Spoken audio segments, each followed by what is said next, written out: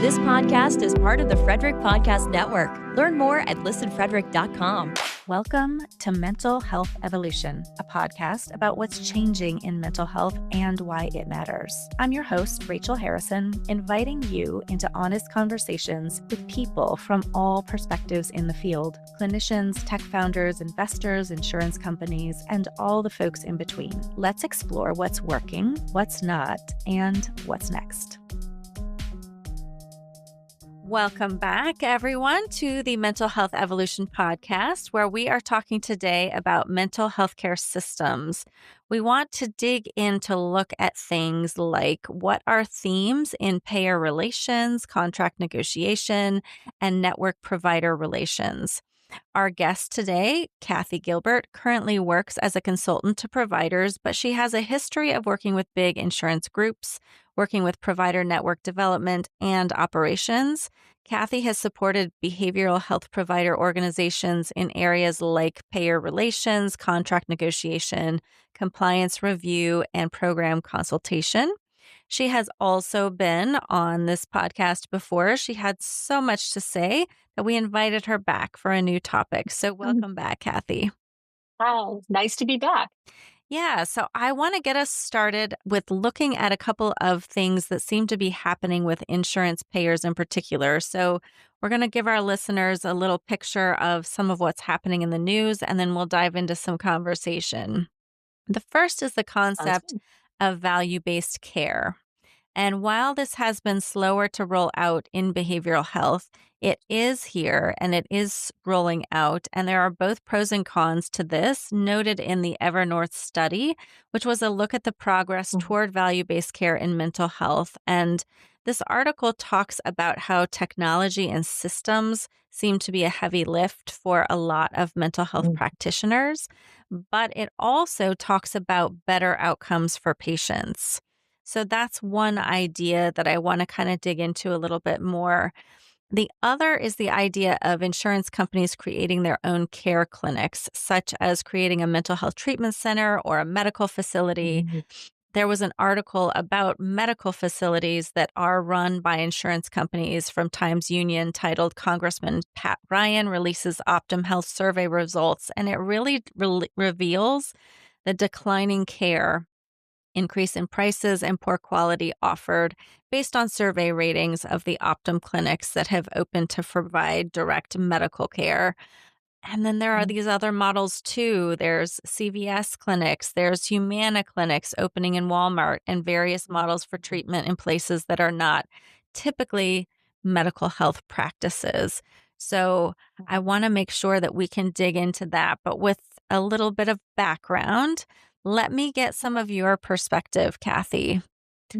How would you describe the state of value-based care implementation, specifically in behavioral health? It's really slow. Been talking about it, probably close to 20 years and how to implement it. Okay. So it's very slow. And there are some challenges in value-based care. First is, how do you measure mental health care improvement in mental health? Now, I would say now there are two measures, the PHQ-9 and the GAD-7, which measure depression and anxiety, that have almost become table stakes at health plans, that, they want clinicians to be doing those measures. They want to see improvement. But the only data they have, and I think we used to be able to had a little more data. It changed, and I think it was a good change where they discontinued authorization requirements for outpatient behavioral health services. It's something that you can access under parity very easily. I think that's very important. But the change that made from the plan side and being able to measure outcomes is when the only data that plans really have is what comes in on a claim on somebody's outpatient care. Yeah. So they get data when somebody goes inpatient because they're doing a clinical review or a higher level of care. So the data that health plans really have ends up becoming very flat on what's happening in an outpatient practice. So that, I think that in some ways slowed down a move towards value-based programs because you just had less data to be able to build that and how a practice was performing. Right. So, that being said, I have seen several plans implement kind of a report that they give to providers based on the data they have available. Some of it that outpatient providers wouldn't have, like hospital admits and or higher levels of care, history of care, plans still have that information. An individual provider may not. Yeah. So that's one piece. And then the other thing is a lot of it from claims data, but knowing that kind of information, they've started to implement some programs. They're very early stage value based. They're kind of like they set a report card and have metrics. And if you meet certain metrics, there's an opportunity to participate in a bonus pool Okay. for those providers. The other thing they've done is some incentives for things like access to appointments, early appointment availability, and to having, so they incentivize some of those things. There have been more value based things at the higher levels of care in behavioral health because they have more information. It's a little easier to measure. They can do those things. Right. So I think that's part of it. The other piece in behavioral health that makes value based a little bit challenging, because part of value based care is having enough data from any one plan and enough members to really be able to have any concrete outcomes and to figure out what's going on. So, as you know, in behavioral health, unlike the medical world, the behavioral health side, there are still many, many more single shingle small group practices Oh, yeah. in behavioral health than there are in the medical world. And they move around more because you don't need a lot of equipment to provide a behavioral health service. So it's easier to set your practice up or move it. So just in general, and then if you have a small group practice, you only have capacity for, maybe say 40, you can see 40 patients a week in behavioral health if you're a therapist. And even that's pushing it because it's very intense for a Yeah. therapist as well. That's tough. So you think about all of that, even having the volume of data in behavioral health for outpatient, especially, Yeah. is very challenging. So what needs to happen, and and I think technology is going to get us there, is all behavioral health care being measurement based care, which is focused on the outcomes. You know where the member is, you're getting that feedback loop. And there are platforms and EHRs that are designed for those individual and small group practices, actually specifically designed for behavioral health. And it's so, and they can help with those outcomes and help a practice kind of know where they stand. Yeah. So that's all part of the picture to get there. So I think it's starting, and there's more measurement, especially with the tools that are now available, and those can be available electronically and with electronic health records. I think it's coming, but it can also, there's a cost factor to implementing that in a small practice. So, Yeah. so kind of figuring out all of those pieces, but it's coming slowly, but I would call it, it's young.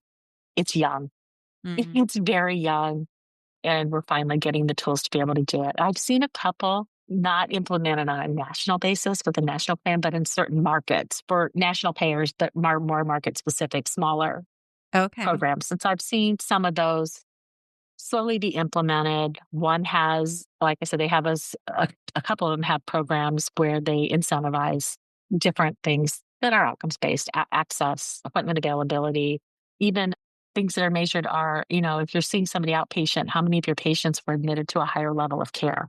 And a plan can tell a provider that, and a provider may not be know. So, or ER visits, those kinds of things that, if a mental health provider knows about it, can help somebody troubleshoot things and maybe prevent some of those admissions and visits. Yeah. So, but it's challenging. It is. I think this piece too, you've mentioned like increasing like access to care is one of the things that practices would be rated on. And I think that's Mhm. particularly difficult in mental health, though it's needed. Mhm. You mentioned Mhm. the limitation, right, of seeing maybe 40 clients a week, but that's high for a lot of what people are doing. And so it's Right. not like a doctor's office where you see someone once every 6 months. If you're seeing somebody Mhm. weekly, you're full when you're full, you know?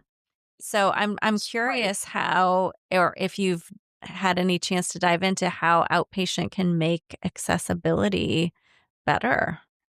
There's a variety of ways. One is having a way for plans to or the online scheduling so Mm. people can see your appointment availability. Because honestly, most providers, I mean, they actually have midday availability where they're booked early morning Mhm. and evening appointments, or if they happen to offer weekends, those are those are always full. Yep. So it's, figuring out how to, have people realize, take those midday appointments. The other piece is, and that online scheduling also addresses another piece in a small practice. You may not have a receptionist to answer the phone. So when you're in session, you can't pick up the phone if Mm. somebody's calling. Right. So, so I think that some of those technology pieces Mhm. can really help a small practice, one, save those phone calls because that's when you may not get a patient or, or somebody one of your current patients who really needs to reach you in an emergency can't get through because you're in session and you should be focused on your session Right. with that individual. And, reimbursement rates don't always allow for providers to have somebody to answer their phone all the time Yeah. Yeah. in a small practice, Mhm. just realistically. So it's thinking about some of those things that probably technology can help and cost effectively help. Some of those integrated practice management systems have the online scheduling built in Mm. Yeah. Yeah, they so do. that they'll help you with that. So looking for those kinds of things that Mhm. makes it available. And then health plans are starting to connect to people's online availability in their provider directory. So if you have it and they can connect it in your profile in their directory, that Oh. all of those little pieces. Mhm. And then so I'm thinking, as you think about the technology, and then when we talk about outcomes, some of those systems can even push out a PHQ-9 or a GAD-7 pre-session so that you can get that feedback. I will Mm. say that most of the digital providers that I work with that are all virtual care, that is part of their app or their program, is that they push out the appropriate assessment tools to the member and then do post-session Mhm. surveys, and they push those out to the member, and it's kind of part of their program. And that's how they're able to demonstrate their outcomes, which is leading some of those digital programs to get to value-based care Mhm. because they have it built in to their reporting. Yeah. Yeah, that makes a lot of sense. That's great food for So, thought. Yeah. So, if we dive into some of these other trends that we're seeing to insurers opening their own behavioral health clinics, and I understand there's kind of been a shift in this over the last few years that's kind of mhm, shifted. Some people are shifting away from it, but you still have Humana with Walmart and some things like that. I would love to hear some of your thoughts about that trend and about what you're seeing happening and how that's impacting care for people in general, the public, and how that's mhm. impacting providers. One of the things I mentioned is access. And the idea behind those programs like Humana at Walmart and others, Carolyn's done some of those things Mm. as well, is it gets the services to where people are. Yeah. So it helps people get to care, find care easier. I'm thinking even for an example, nowadays, I mean, you get all of your vaccines, you get them at CVS. I mean, you don't get them from your doctor's office. Mm. That's a convenience. I mean, I'd even ask my doctor about something. It doesn't happen in pediatrics typically, Right. but for adults, Hmm.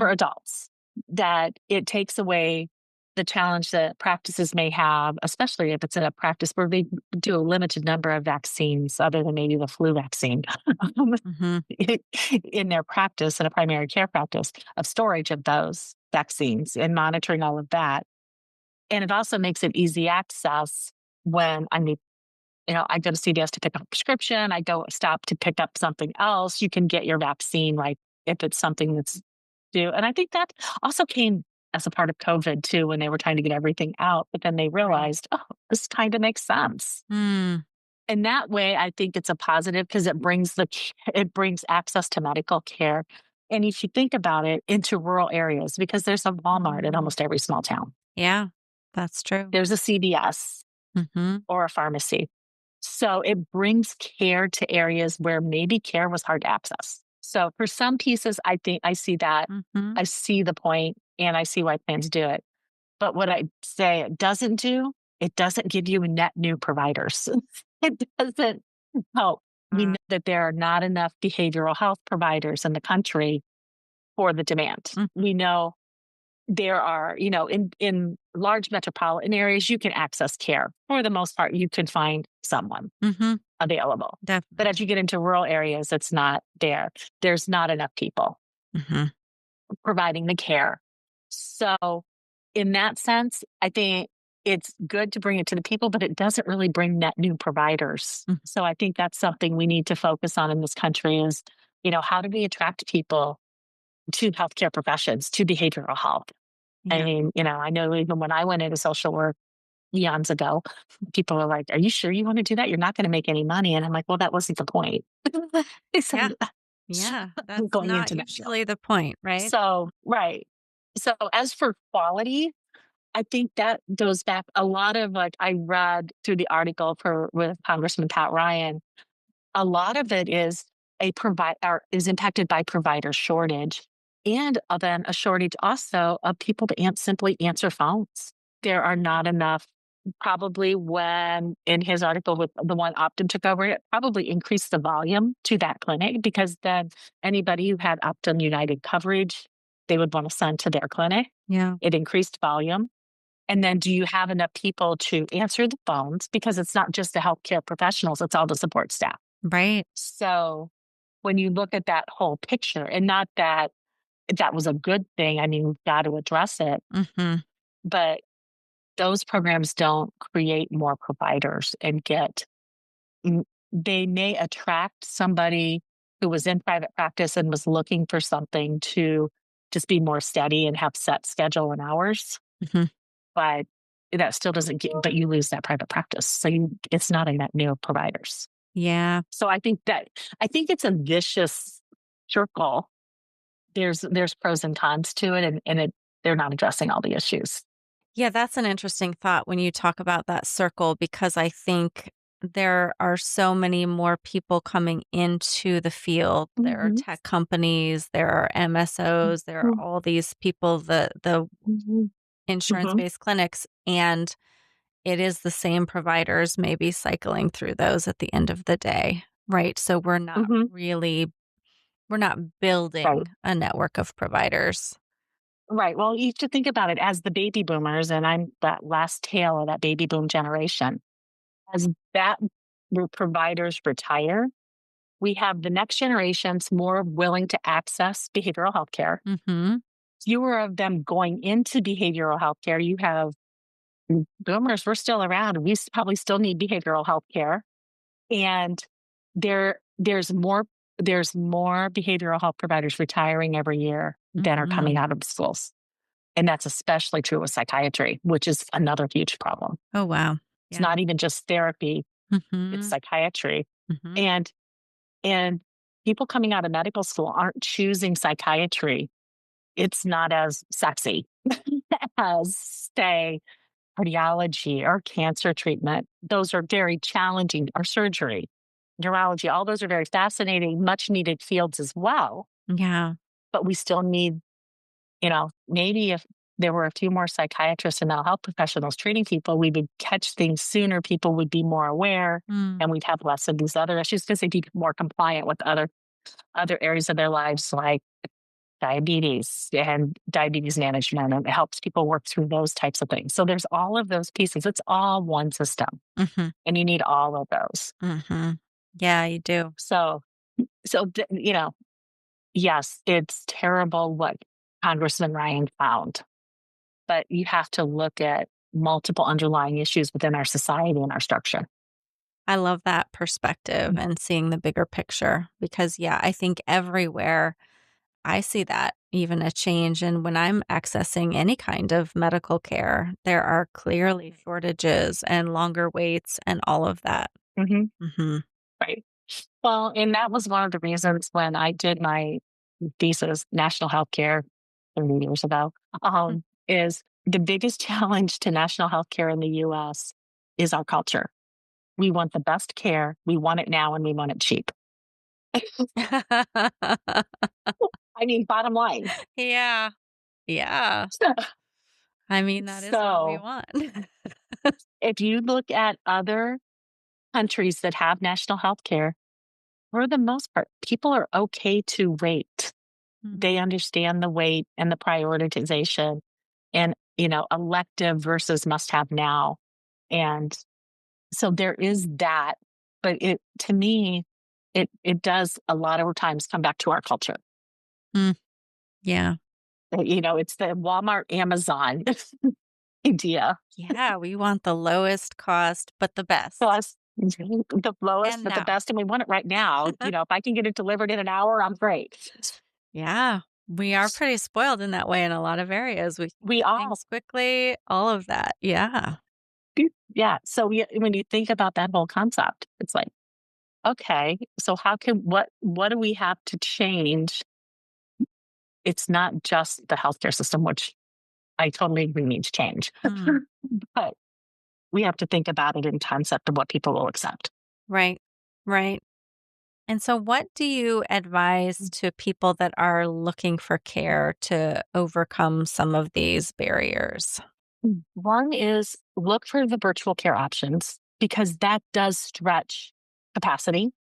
And and so you can do that. And they also have things that I think there are a lot of things that are going to become more self-serve. And then as more complex things will be escalated to individuals. Mm, So I think that's, all so, you know, kind of playing a little bit with the virtual care where you can to check that out because but always, you know, you look for do your research on the providers so you yes. find one that kind of matches because it's also hard when you do, doctor shopping and you take an appointment and decide you don't like that and want to go to somebody else. So kind of do your due diligence ahead of time. It's easier to do that nowadays Mhm. to find a match for what you need. And that can be, your primary care doc can help you with that. You know, anybody in the community use and for kids, talk to the school's counselors, and they'll Mhm. know who in the community might be a good fit. Right. But, look at what you have available. And health plans are trying to make things available. They really are. Mm, And so, kind of see what they have if you have a health plan. Not everybody does, and right. not everybody will in the near future. Yeah. But, they'll have, preferred providers or providers that really are meeting some of those outcomes and quality measures that you're looking for. You can find those in your health plan. They have preferred networks, they have digital providers that they've contracted with and think are a good value and are meeting patients' needs. Mhm. And, I think sometimes it's knowing that you don't always need that specialist because a lot of times the wait is for that specialist. So somebody will think in behavioral health, it may be you'll probably be able to get an appointment with a therapist, but you may not be able to get a psychiatrist. Well, starting with a therapist may be okay and for the most part, people can get into their primary care doc. So Mhm. start with primary care. You don't necessarily always need the specialist because that's where the long waits are. Mhm. And if you're working with your primary care or with a therapist and you do need that specialist, they may have the connection to get you in quicker with Right. somebody Yeah. because they have a preferred preferred providers that they work with, and they can make that referral and help you get into that care. Yeah. So it's, really looking at the system and using the tools that are out there. Mm-hmm. Like, It's, yeah. so yeah, No easy it's still, answers with there any will of still be this. challenges. Yeah. That's not going to change. There will still be challenges, Mhm. but try to use the tools that are available for someone who's trying to access care. Yeah. That's awesome. Well, Cathy, thank you again for giving us some very concrete things to think about and to Mhm. do with this all the systems changes and things that we see happening in the mental health industry. I appreciate you being here. No, no, thank you. I enjoyed it. And, if there's ever any questions, feel free to reach out. I appreciate that. Thanks, everybody, for being here. Join us next time to take a look at all the changing landscape and different perspectives in the mental health industry. Bye for now. Thanks for listening to the Mental Health Evolution Podcast. Join the conversation. Find us on socials, send us your thoughts, and tell us what you're seeing in your corner of the mental health world. Until next time, stay curious and keep evolving.